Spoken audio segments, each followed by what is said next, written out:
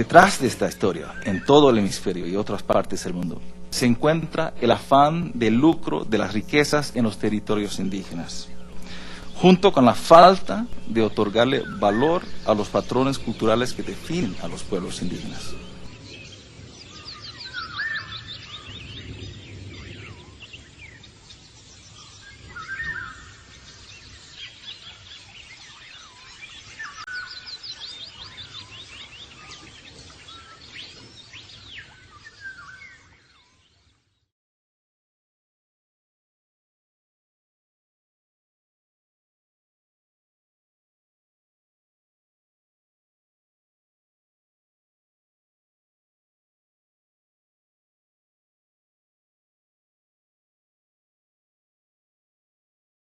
La lucha de Sarayaku es una lucha por la dignidad.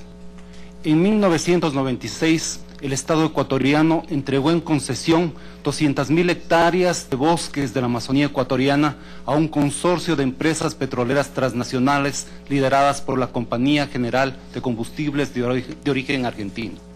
El Estado no ha negado que para hacerlo no informó, no consultó, no pidió el consentimiento de los legítimos propietarios de los territorios que se iban a afectar. Desde 1992, Sarayaku goza de un título de propiedad otorgado por el Estado ecuatoriano. No ha habido ningún ejercicio por parte del Estado ecuatoriano para plantearle al pueblo quichua de Sarayaku si está de acuerdo con lo que hace. Estamos hablando de un caso que tiene trascendencia no solo para el pueblo de Ecuador, sino para la realidad que hoy en día aún vive varios de los pueblos de Latinoamérica. ¿Dónde queda Sarayaku, Patricia? Sarayaku queda en la Amazonía de Ecuador, específicamente en la provincia de Pastaza. Patricia, según consta en el expediente y no ha sido controvertido por el Estado, la empresa CGC y el Estado ecuatoriano firmaron un acuerdo para la exploración y explotación del bloque 23 en el año 1996. ¿Nos podés mostrar en el mapa la relación entre el territorio de Sarayaku y el bloque 23 de la CGC? Este cuadro que está medio así raro, este es el denominado bloque 23. Toda esta parte es la afectación del territorio de Sarayaku. Afectaba el 60% del territorio Sarayaku. En el año 2002, cuando se iba a iniciar el proceso de exploración petrolera en el bloque 23, que comprende a gran parte de Sarayaku, ¿se le informó al pueblo de Sarayaku acerca de las condiciones del ingreso de la petrolera? Nunca fuimos informados.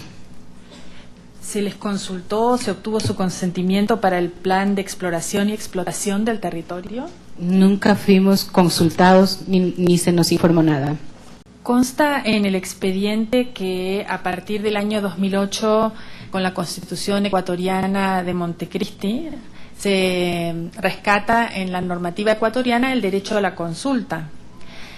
Y el año pasado el gobierno redefinió los bloques petroleros, según consta en el expediente, afectando al pueblo Sarayaku. ¿Se los consultó a ustedes para la redefinición de los bloques petroleros? No, nunca fuimos consultados. Nosotros nos enteramos por otras fuentes, por los medios de comunicación. Uh-huh. El mapa que estamos viendo es el mapa de la nueva ronda petrolera. Este mapa de la nueva ronda petrolera que afecta a Sarayaku.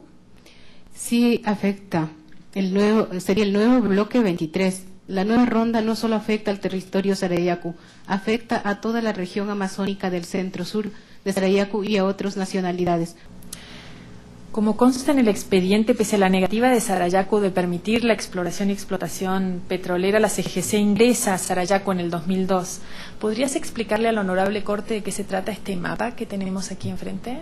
Este es el proyecto que tenía CGC de hacer la exploración sísmica, colocando pentolitas en todos los puntos que ustedes ven, normalmente más o menos a 50 metros. Este es el mapa donde Sarayaku ha definido como zona de cuarentena de exclusión, donde la gente de Sarayaku no puede transitar por la peligrosidad que nos han explicado que tienen los explosivos. Inclusive los técnicos que llevó en ese tiempo el Ministerio de Minas y Petróleo explicaba que toda esta cantidad de explosivos que estaba en territorio Sarayaku podría acabar con una ciudad como París. Entonces, este sitio es el sitio donde la gente de Sarayaku, a pesar de que es su territorio, no puede ingresar. Eso ha repercutido en todo el tema de seguridad alimentaria, pues acá hacían cacería, pesca y ahora no se lo puede hacer. Se ha querido insinuar también en esta misma audiencia que la peligrosidad de los explosivos que dejó sembrados la compañía CGC en el territorio de Sarayaku es mínima, y se ha dicho que es porque se encuentran enterrados a varios metros de profundidad. Los representantes del Estado que acudieron a Sarayaku fueron quienes informaron que allí, en el territorio sagrado de Sarayaku, habían colocado alrededor de 1.600 kilogramos de pentolita en 476 puntos. Esa es la información que proporcionó el Estado y que produjo grave zozobra en el pueblo de Sarayaku, una zozobra que se mantiene hasta el día de hoy. Decir a estas alturas que esa información era falsa es jugar con el temor que le provocan los explosivos al pueblo de Sarayaku. En mi trabajo como relator especial de las Naciones Unidas sobre los derechos de los pueblos indígenas, la mayoría de los problemas que llegan a mi atención señalan la falta de consulta adecuada a los pueblos indígenas, especialmente con respecto a decisiones a favor del desarrollo o extracción de recursos naturales en los territorios indígenas. El deber de los estados a consultar a los pueblos indígenas se destaca en los principales instrumentos internacionales que tratan específicamente el tema indígena o de los pueblos indígenas, es decir, el Convenio 169 de la Organización Internacional de Trabajo sobre Pueblos Indígenas y Tribales y la Declaración de las Naciones Unidas sobre los Derechos de los Pueblos Indígenas. Cabe señalar que el Consejo de Administración de la OIT ha declarado que la norma de consulta es la piedra angular del Convenio 169. En cuanto al contenido de la norma, tanto el Convenio 169 como la Declaración de la ONU afirman que el objeto de la consulta con los pueblos indígenas es obtener su consentimiento o acuerdo. Esta norma es uno que realmente aspira a la participación indígena en la toma de todas las decisiones que les afectan, desde el inicio de un proyecto que les puede afectar, desde el inicio de la elaboración, del diseño del proyecto que les puede afectar. El deber de los estados de consultar a los pueblos indígenas en este sentido aplica cuando sus derechos de propiedad sobre sus tierras puedan ser afectados, como ha señalado esta Corte en varios casos anteriores. También aplica cuando otros derechos pueden ser afectados, tal como su derecho a la cultura y a la religión, por ejemplo, cuando la decisión tiene que ver con sitios sagrados, o el derecho de los pueblos indígenas de sentar sus propias prioridades para el desarrollo. Y dentro de esta misma lógica, podemos ver que el deber de consultar se deriva en casos específicos de estos mismos derechos y de manera más general del conjunto de derechos ligados a la libre determinación de los pueblos indígenas, como el derecho a la participación y el derecho a la información y la libertad de expresión. Señores jueces de la Honorable Corte, quisiera destacar que la consulta y su vinculación con el principio de consentimiento libre, previo e informado son elementos céntricos para un nuevo modelo de relaciones entre los estados y los pueblos indígenas, así como para un nuevo modelo de desarrollo. ¿Cómo se puede ponderar el derecho a consulta previa y sus efectos con el derecho al desarrollo y a las decisiones soberanas de un Estado? Es bien complementario el deber de consultar a los pueblos indígenas con el desarrollo de estados. No son contrapuestos estos asuntos. Yo diría que perjudica más bien el desarrollo del Estado si no se acata a estas normas de consulta y otras normas de derechos de los pueblos indígenas. Sarayaku no es un palo en la rueda del desarrollo, como ha dicho la representación del Estado en su escrito de contestación a la demanda. No hay ni puede haber una contradicción entre los derechos fundamentales del pueblo de Sarayaku, a su vida, a su dignidad, a su territorio, con el derecho al desarrollo del pueblo ecuatoriano. Los ecuatorianos no queremos desarrollo si eso implica que haya muerte y destrucción de los pueblos indígenas que son nuestros hermanos. Entonces todos los derechos humanos tienen que compatibilizarse. Ya nos ha explicado el señor Perito en la audiencia de hoy, los derechos colectivos de los pueblos y nacionalidades indígenas son factores fundamentales en su respeto para posibilitar el desarrollo de los países, más allá en un país como el nuestro, en el que se proclama el summa causai como la orientación general del desarrollo, es decir, el buen vivir, la armonía de los individuos, las comunidades y la naturaleza. Es muy claro que ni en el 96, ni en el 2002, con el ingreso de la petrolera, en el 96 cuando se firmó el contrato, ni en el 2010 cuando se redefinieron los bloques, ni este año cuando está en danza una serie de lanzamientos de rondas petroleras, se ha consultado al pueblo Sarayaku, aún cuando estos procesos de contratación afectan directamente al territorio del pueblo Sarayaku. No hay un derecho a veto en el derecho internacional garantizado a los pueblos indígenas, pero lo que sí hay es una serie de circunstancias en las que sin el consentimiento del pueblo no es posible avanzar. Y de alguna manera demuestra que actores clave dentro del Estado no comprenden sus obligaciones bajo la Constitución y bajo el derecho internacional. Esto no es solo un problema de la administración actual del presidente Correa. Esto es un problema que se repite una y otra vez en el Ecuador y en muchos otros países de la región, donde hay una invisibilización y un menosprecio al patrimonio ancestral de los pueblos indígenas, a su capacidad de sobrevivencia, a sus territorios, a su cultura. Don Sabino, ¿por qué es tan importante el territorio para la gente de Sarayaku? Don Sabino nin imaraigu taya pabaligan Sarayaku alpa Sarayaku runagunaraigu. Sarayaku causa alpaman. Dice, Sarayaku es una tierra viva, es una selva viviente. Ahí existen árboles y plantas medicinales y también existen todo tipo de plantas medicinales y otros tipos de seres. Cuando usted se refiere a que se fueron la mitad de los amos que preservaban el ecosistema, ¿se está refiriendo a personas, a seres espirituales? ¿Podría explicarle un poco más a la corte? Dice, muchos se escondieron, otros murieron cuando se reventó. Ellos son los que sostienen la selva, el bosque. Si se destruye demasiado y va en demasía las cosas, también se derrumban las montañas. Nosotros vivimos en la cuenca del Bogonaza y eso se afecta totalmente. Todos los que quieren hacer daño no saben lo que están haciendo. Nosotros sí lo sabemos, porque nosotros vemos eso. Don Sabino, cuando ingresaron los trabajadores de la empresa CGC, consta en el expediente que destruyeron un árbol sagrado conocido como lispungo, que afectaba a uno de los sabios ancianos de Sarayaku, el señor César Vargas. ¿Podría contarle a la corte los efectos de ese hecho que sucedió en esa época? En un sitio que se llama Pingullo, eran las tierras del señor César Vargas. Ahí existía con sus árboles. Ahí estaba tejido como hilos la forma en que él podía curar. Cuando derrumbaron este árbol de lispungo, le causaron mucha tristeza. Y murió su esposa.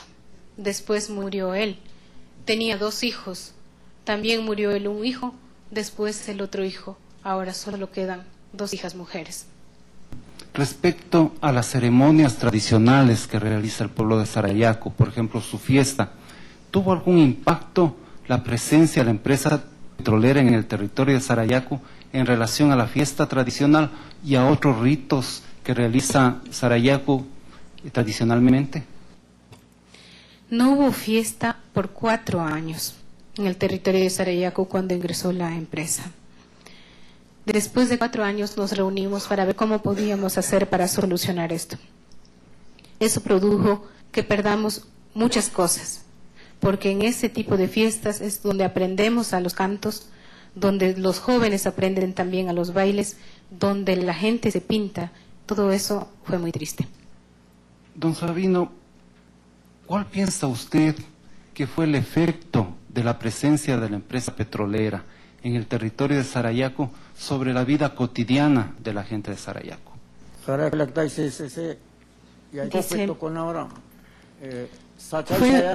una desgracia, porque muchos de nuestra gente estaban metidos en la selva protegiendo el territorio. Otro grupo estaba en la ciudad diciendo que no ingresen, que nos respeten.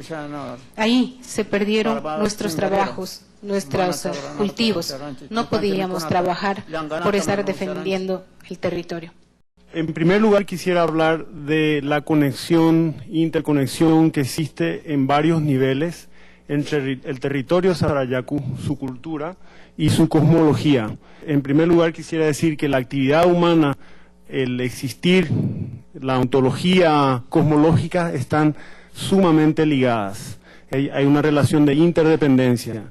El criar niños, el educar niños, el practicar el shamanismo, el producir en la selva y los seres que viven en los acharunas, los seres de la selva, están sumamente interconectados con la vida, con la actividad humana y también, desde luego, con la organización social. Entonces, ese es un punto fundamental, un punto de partida. ¿En qué consistían los campamentos de paz y vida? Los campamentos de paz y vida fueron campamentos donde estaban niños, jóvenes, madres con hijos en el pecho, hombres y mujeres. Eran cercas vivas que se ponían en el límite del territorio de Sarayaku. Cuando se encontraban con el ejército, pedíamos que se retiraran porque ese territorio era nuestro espacio de vida, era nuestra casa. Cuando llegaban los trabajadores de la empresa, pedíamos que se retiraran, que no hicieran más el trabajo dentro del territorio. Durante los años de mayor conflicto, 2002, 2003, 2004, ¿alguna vez sufriste amenazas o sufriste alguna agresión vinculada con el conflicto? Así es. Yo asumí la presidencia del pueblo originario quichua de Sarayaku en el año 2003. Hubo un registro, en todo mi periodo hubo un registro como 7 llamadas telefónicas que amenazaban contra la vida de mi persona. Una vez viajando a la Comisión Interamericana, venía hacia la ciudad de Quito y fui interceptado en la terminal por 2 personas que me dijeron que dejara el caso Sarayaku. Y después de recibir golpes, solo se habían llevado mi pasaporte, en cuyo pasaporte estaba la visa que tenía que viajar a la audiencia en la Comisión Interamericana en Washington, y el expediente del caso Sarayaku. Lo que me acuerdo, que con un armamento indicaron a la cabeza de mi persona diciendo que dejar el caso Sarayaku, si no iba a morir como perro, y que era la última advertencia que hacían. Al día siguiente, tanto la Embajada Americana como el Ministerio de Relaciones Exteriores del Ecuador me otorgaron inmediatamente el pasaporte y el visado. Pude llegar a la audiencia en la Comisión Interamericana. Consta en el expediente que el 25 de enero del año 2003, una patrulla militar que estaba dentro del territorio de Sarayaku tomó prisioneros a 4 jóvenes de Sarayaku. ¿Podrías explicar cuál fue esa situación? Bajo el reclamo de nuestros dirigentes, quienes estuvieron en la ciudad de Puyo, los muchachos no volvieron tal como salieron. Cuando ellos nos comentaban, lloraban porque habían sido torturados. ¿Ocupa usted algún rol como dirigente del pueblo?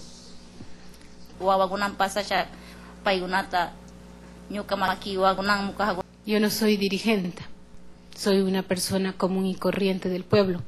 Apoyo a la dirigente de la mujer, mi persona Patricia, apoyo también al presidente del pueblo originario José. Soy una mujer que cuida a sus hijos, que hago cerámica para vender, para que mis hijos también tengan algo de estudio. ¿Por qué se opone Sarayaku a la actividad petrolera en su territorio? Nosotros no queremos que ingrese la actividad petrolera porque Sarayaku es nuestro territorio, es la herencia de nuestros hijos. Tenemos miedo de que haya contaminación. La actividad petrolera hasta ahora no ha beneficiado a ningún pueblo indígena, mejor los ha destruido. En el nororiente está el vivo ejemplo de que muchos pueblos se han exterminado. Nosotros no queremos ese destino para nuestro pueblo. Señora Ena, ¿me puede usted explicar esto de los campamentos de paz y vida? ¿Cuánto tiempo duraron estos campamentos y la razón por las cuales fueron creados? O sea, ¿para qué se crearon y qué tiempo duraron? Los campamentos de paz y vida duraron 4 meses. El motivo de que se crearan estos campamentos es que nos enteramos que estaban subiendo militares de Montalvo y estaban militarizando nuestro territorio. Teníamos mucho miedo de que hagan daño a nuestros esposos, de que les maten, y por eso estuvimos ahí, para que no suceda eso. ¿Y quién cuidaba a los niños? No había nadie en específico que cuidara de los niños. A veces ellos solitos se cuidaban entre ellos, a veces alguien de al lado les ayudaba y así estaban en la casa. ¿Y durante la época del conflicto tuvieron la posibilidad de atender las chacras, de cultivar y de asegurar la subsistencia alimentaria de las familias en los meses siguientes? No pudimos trabajar por el conflicto, solo consumimos. Una chacra se demora 1 año en dar el cultivo de yuca. Cuando se nos acabó, tuvimos que solidarizarnos entre todos y al que les sobraba pedir un poquito para poder comer. Dice, quería añadir algo más, algo que se me pasó por alto. Me había olvidado de contarles que 2 niñas fueron víctimas y estuvieron a punto de ser violadas. Todas las mujeres nos reunimos y les protegimos. Esa información que acaba de brindar la doña Ena, ¿en qué contexto, en qué situación ocurrieron esos hechos de esas amenazas de violación? Dice, eso ocurrió cuando estaban haciendo la exploración con la petrolera. Los militares estaban ahí con los trabajadores y cogieron a la niña de 12 años y a la de 9 años. Entonces, eso fue en ese contexto y por eso no confiamos en los militares, no nos respetan, no queremos ser agredidos. ¿Considera usted, general, que ha habido actualmente militarización de las comunidades del río Boganaza, de la zona del río Boganaza, y si considera que ha habido militarización en el área de la comunidad Sarayaku? Bueno, militarización como el concepto que yo me he permitido vertir no ha habido. El ingreso de la empresa petrolera CGC durante los años 2002 y 2003 trajo para Sarayaku una estera de dolor, angustia y sufrimientos. Las señoras Patricia Hualinga y Edna Santi nos han relatado en esta corte de qué manera trabajadores petroleros, acompañados de personal armado del ejército ecuatoriano, ingresaron por la fuerza al territorio de Sarayaku en contra de la voluntad expresa de los legítimos propietarios. Los militares estaban resguardando el ingreso de los trabajadores petroleros al territorio de Sarayaku y no podía ser de otra manera, porque está también documentado en el expediente ante la Comisión Interamericana que el 31 de julio de 2001 las Fuerzas Armadas del Ecuador celebraron un convenio con las empresas petroleras transnacionales que operaban en el Ecuador y que siguen operando en el Ecuador, para brindarles con personal militar del Estado ecuatoriano seguridad y protección a las instalaciones petroleras. Esa es la real razón por la cual los soldados ecuatorianos estaban invirtiendo el tiempo y los recursos de todo nuestro país en acompañar a esta empresa que estaba violentando los derechos territoriales de una comunidad indígena.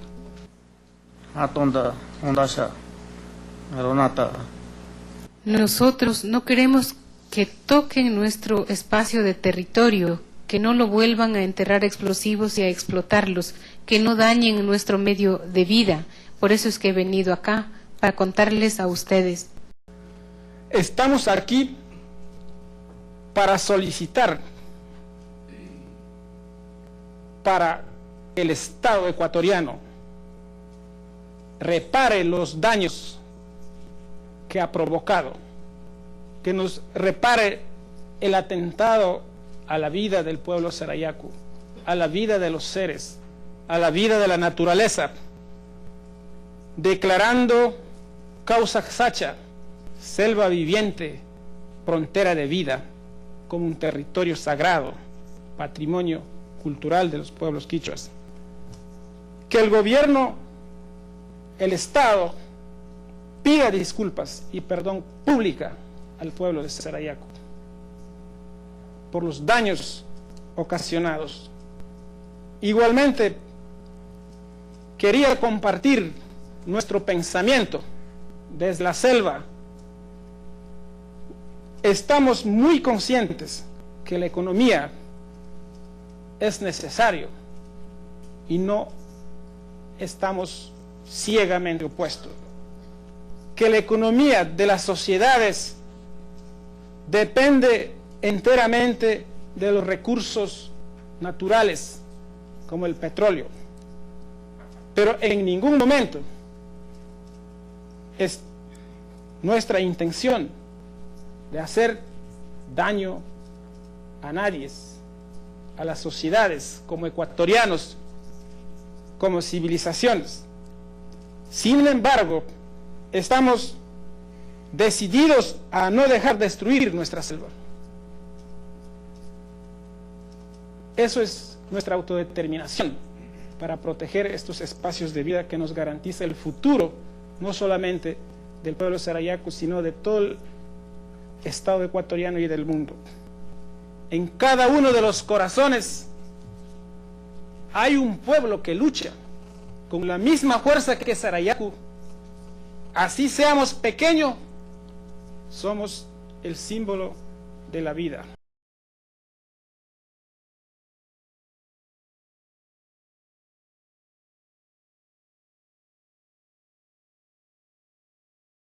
Para que se dé un proyecto en un territorio indígena debe haber primero ya un proceso de consulta para que exista ese proyecto, y de existir debe ser un proyecto que surja de un diálogo respetuoso entre los gobiernos y los pueblos indígenas dueños de esos territorios.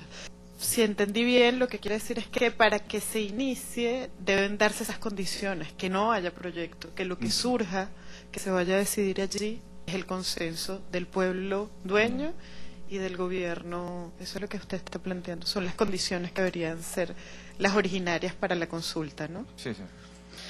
Y si no hay la consulta y se ejecuta el proyecto, estaríamos entonces hablando de que se están violando los derechos del pueblo dueño del territorio. Por supuesto.